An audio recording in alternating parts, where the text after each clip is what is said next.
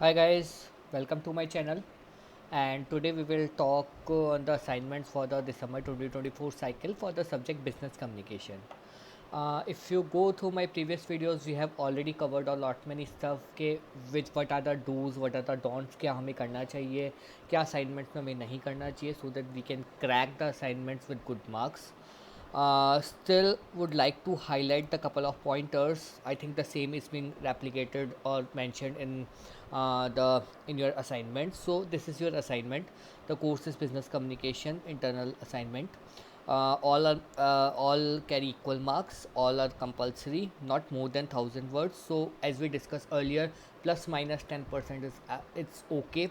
आपका कोई question 1,000 words का है so it's fine that you write 850 900 words till 1100 500 words का है then you can go for 450 till 550 that's fine. Most important things which I would highlight and reiterate is write the answers individually. Group work please मत कीजिए and never ever share your assignments with anyone. आप सोचिए आपने assignment अपना पहले upload कर दिया है then you won't get copy case but आपने जिसके साथ शेयर किया है वो बाद में अपलोड करेगा then he will get the copy case. No, both the parties means both the students in this case will get the copy case, so it's simply a waste of your efforts and energy. So guys, please don't share your assignments with anyone.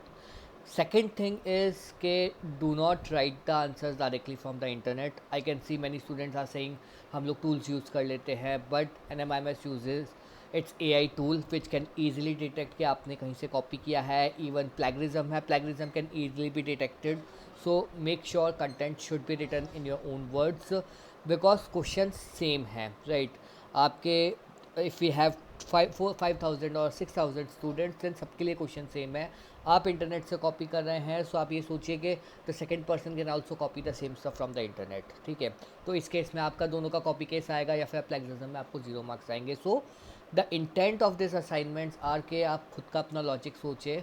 You can refer the content, book से आप refer कर सकते हैं, that is fine, but book से आपको directly copy paste नहीं करना. Understand what is being asked in the question, what needs to be written and how we can relate the answer with the case study, right?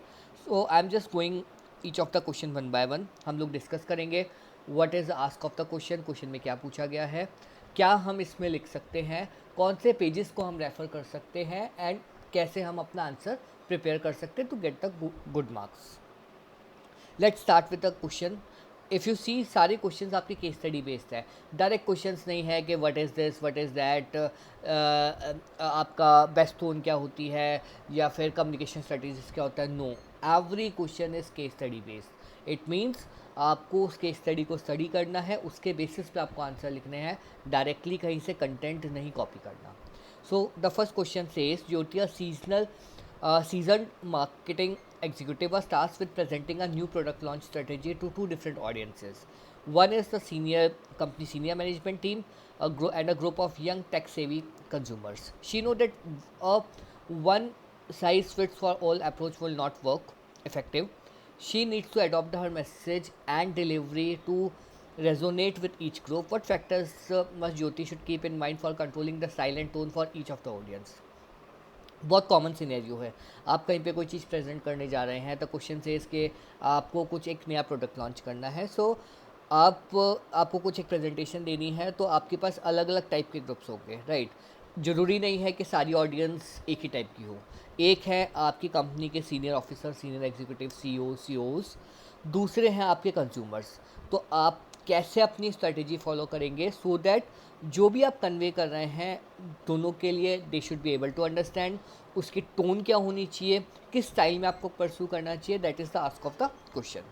So if you talk about the answer one, then content हमें क्या लिखना चाहिए and कौन से page refer करने चाहिए. So first thing is 2.4 जो आपको 42 पेज पे है, वहाँ से हम अपना कंटेंट लेंगे.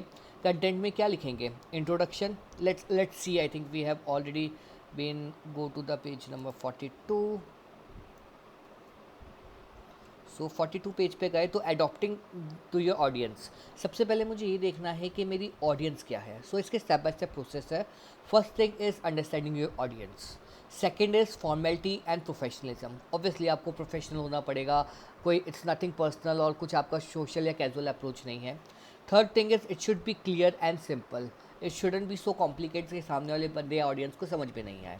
The fourth thing is empathy and sensitive, आपको इमोशनल कंटेक्स्ट भी रखना है, आपको रेगुलर इंटरेक्ट भी करना है, वो सब चीज़ें आपकी इसके अंदर कवर होंगी।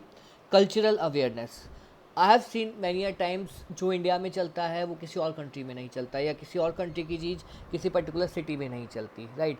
सो we need to be aware of the culture के जो ऑडियंस आ रही है वो कौन से कल्चर की है, एंड ऐसा नहीं हो कि हमारे कल्चर में something is positive it becomes a negative for some other culture. What's the purpose, most important thing, purpose क्या है, हमारा ऑब्जेक्टिव क्या है। Then regular feedback and adaptation, consistency, consistent होना चाहिए, ऑथेंटिसिटी, कुछ भी हवा में नहीं होना चाहिए, actually it should be an authentic one. Then इसके बाद अगर हम बात करते हैं तो एक कन्वर्जेशनल आपकी टोन होनी चाहिए।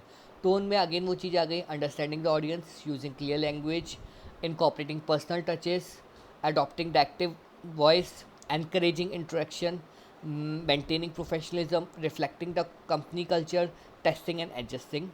Then we are using the plain language.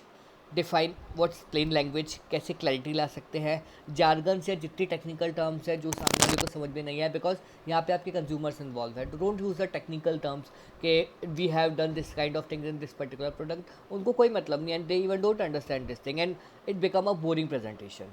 Then structuring information logically, logical होना चाहिए, sequentially, it should be like a story telling. Use active voice as much as possible, don't use the passive voice. Provide example, जितने examples देंगे it would be easy for the other person to understand. Testing for the understanding, आपको पहले उसका pre work करना पड़ेगा कि आपकी language है that should be effective so that other person could easily understand. Again consistency in tone. Then active और passive voice, कहाँ पे आपको एक्टिव वॉइस यूज़ करनी है, कहाँ पे पैसिव वॉइस यूज़ करनी है, यू शुड बी अवेयर। दोनों, कई जगह हमें दोनों का भी बैलेंस रखना पड़ता है, that needs to be covered. So these things will be covered in a short and a crisp manner. 1000 words हैं बट कंटेंट आपका कहाँ लिखने बैठेंगे तो 1500 टू 1000 वर्ड्स पहुँच जाएगा। सो मेक श्योर कंटेंट आपका 1000 वर्ड्स में हो, 1100 it's fine. And most important related with the case study, मैं हर क्वेश्चन के नीचे स्पेसिफाई करता हूँ it should be relatable with the case study, don't write everything and blah blah blah. Always mention he और she की जगह आप ज्योति मैंशन करके in this case study Jyoti, ideally Jyoti should use this tone और Jyoti should do this thing, right. I think first question is clear. Moving to the second question. Second, we have two questions, 2A and 2B, each of 500 words, 5 marks के हैं. The first question states, Anant Industries, a giant in the Indian sweets and snacks, is primarily reliant on the emails and the phone calls for the business. They now want to use more modern digital tools for business communication and managing workflow. What are the some digital tools that the company can use to enhance their business communication?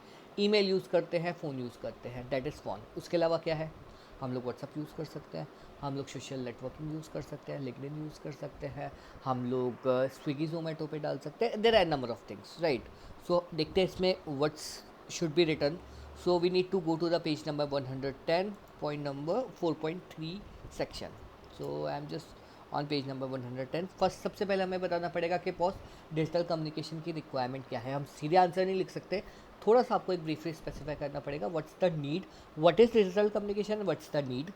Then हम लोग social media के options की बात करेंगे।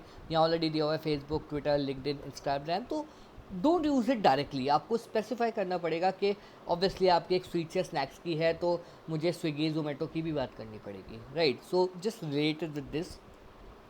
Then कौन कौन से modes हो सकते हैं, टेक्स्ट हो गया, इमेज हो गया, ऑडियो हो गया, वीडियो हो गया, इंटरेक्टिव एलिमेंट्स हो गया, मल्टी मॉडल कम्युनिकेशन हो गया, ये सब चीज़ें आपकी इसमें रिलेट होगी। ऑब्वियसली आप अगर कुछ स्वीट्स बेच रहे हैं तो फ़ोन पे तो मुझे फ़ोटो नहीं दिखेगा कि वो स्वीट्स कैसी दिखती है, आपको उसके इमेजेस या उसके प्रिपरेशन वीडियोज़ या फिर आपके टेक्स्ट या ऑडियो उसमें आपको कन्वर्ट करना पड़ेगा। सो डिजिटल कम्युनिकेशन की बात करेंगे, उसके इंपॉर्टेंस की बात करेंगे, कौन कौन से मोड्स हैं, and last but not the least we need to talk on the we need to relate the same with the case study, right? Moving to the last question, the third or you can say the second way and the last question, what ethical communication practices must Anand Industries keep in their mind while using the digital communication tools? अब ethical communication क्या होता है? Ethical communication it means which comply with your rules and regulations.